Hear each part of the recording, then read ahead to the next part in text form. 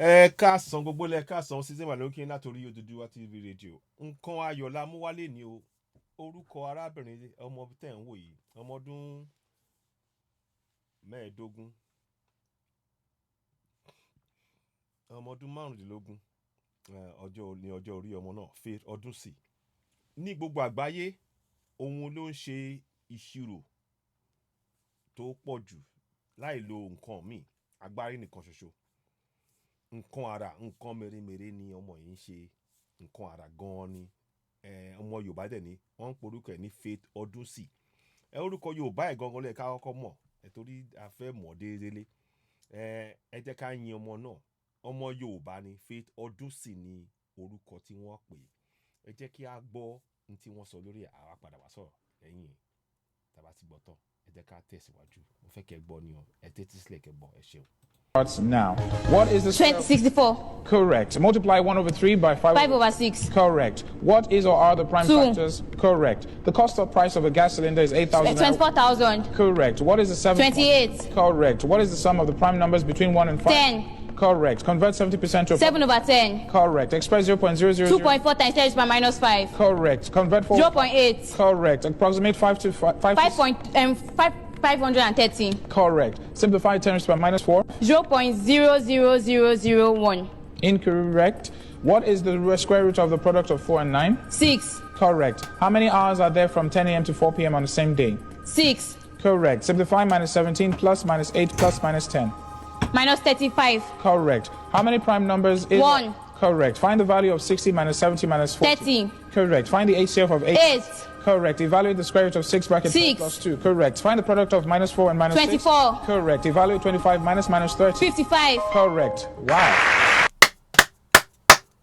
Ẹja pàtẹ́wọ́, ẹja pàtẹ́wọ́, ẹja pàtẹ́wọ́ fọmọ yìí.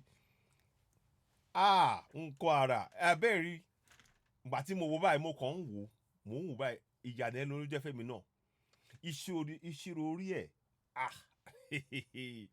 Irú àwọn nǹkan báyìí ló yẹ kí àwọn ìjọba máa gbè lẹ́yìn. Ara nǹkan tí a ti fẹ́ tí Yorùbá nation tó bá jáde, irú àwọn nǹkan báyìí a máa láti fún wọn ní àyè kí wọ́n lè kí ògo wọn kó lè jẹyọ ní ilẹ̀ Yorùbá ń bẹ̀ yẹn. N ta fẹ́ ṣe gangan rèé. Ẹ kú iṣẹ́ o fún Faith Odunsi. Adúpẹ́ ẹ kú oríire. Akíyín. Congratulations. Adúpẹ́ inú wa dùn fún nǹkan àràtẹ́ ní gbogbo àgbáyé, láti China o, láti US o, láti UK, gbogbo àwọn ẹgbẹ́ kan náà tó ń jọ ṣe ọ̀rọ̀ yìí, ìṣirò báyìí, àwọn ńlọgbérí. Ó yẹ kí a ṣètò ara ta ṣe ń sọ̀rọ̀ nípa òfin ìlú, ẹ má tún mẹ́nu bà. Ẹ jẹ́ ká gbìyànjú lórí ọ̀rọ̀ òfin ìlú yìí, ká kọ́ra wa ní èdè wa.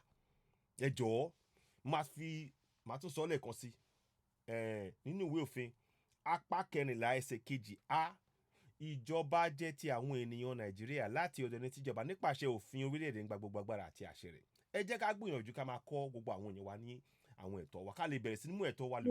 Irú tá bá ń ṣe bẹ́ẹ̀ yẹn, fún àwọn tí wọ́n ní ọpọlọ báyìí bíi ti ọmọ wa yìí, ọmọ mi, máa pè lọ́mọ mi, inú mi dùn. Àgbà ó jẹ́ ọmọ mi ni, ẹgbẹ́ ọmọ mi ni, ó tiẹ̀ kéré pàápàá, tí ọmọ mi yẹ yín. Irú àwọn ọmọ báyìí ká lè máa kọ́ wọn ní bó ṣe máa lè béèrè fún ẹ̀tọ́ wọn ní ilẹ̀ Nàìjíríà. Torí gbogbo nǹkan tó ń ṣẹlẹ̀ sí ni pé gbogbo tó máa ti rí àwọn èèyàn báyìí tó máa ti tán da báyìí, ṣe náà máa sáré gbé wọn kúrò nílẹ̀ wa. Àǹfààní yẹn ò wá ní jẹyọ sọ́dún sílẹ̀ Yorùbá. A dẹ̀ fẹ́ dá gbogbo kìíní yẹn dúró. Torí náà inú wa dùn fún nǹkan tí ara ọmọ yìí, ọmọ wa Faith Odunsi tó ṣe yìí. Ẹ jẹ́ ká gbọ́ lẹ́ẹ̀kan sí. Mo fẹ́ ká gbọ́ lẹ́ẹ̀kan sí. Ẹ jẹ́ á gbọ́. Now, what is the 64? Correct. Multiply 1/3 by 5/6. Correct. What is or are the prime 2. factors? Correct. The cost of price of a gas cylinder is 8,000. 24,000. Correct. What is the 7? 28. Correct. What is the sum of the prime numbers between 1 and 5? 10. Correct. Convert 70% to 7/10. Correct. Express 0.000. 2.4 times 10 is by minus 5. Correct. Convert 4. 0.8. Correct. Approximate 5 to 5. 5.13. 530. Correct. Simplify 10 raised to the power minus 4. 0.00001. Incorrect. What is the square root of the product of 4 and 9? 6. Correct. How many hours are there from 10 a.m. to 4 p.m. on the same day? 6. Correct. Simplify minus 17 plus minus 8 plus minus 10. Minus 35. Correct. How many prime numbers is... 1. Correct. Find the value of 60 minus 70 minus 40. 30. Correct. Find the HCF of 8. 8. Correct. Evaluate the square root of 6 bracket 4 6. plus 2. Correct. Find the product of minus 4 and minus 24. 6. Correct. Evaluate 25 minus minus 30. 55. Correct. Wow. Ẹ pàtẹ́wọ́ fún Faith Odunsi. Ẹ pàtẹ́wọ́ fún Faith Odunsi. Òun ni ó ṣe oníṣirò ní ẹgbẹ́